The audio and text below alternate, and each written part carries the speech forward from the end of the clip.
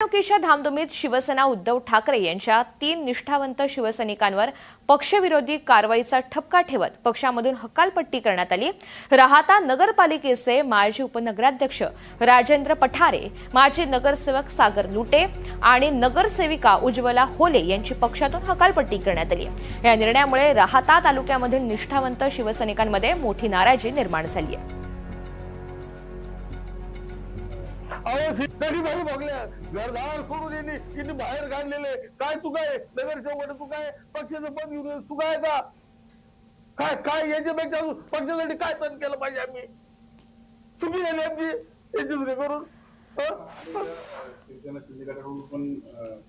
शिंदे साहेबांच्या माझ्या तर घडीचे संबंध होते। इतका प्रामाणिकपणे मी काम केलं पक्षाचं, हे तर द्या सोडून। मी माझं घरदार माझ्या उघड्यावर आलं, माझ्या पोरांना बिस्किट 10 रुपये नव्हते माझ्याकडे, 10 रुपयाला मी माग झालेलो होतो। एवढा प्रामाणिकपणे मी पक्षाचं काम केलं आणि पक्षाने मला हे पद दिले।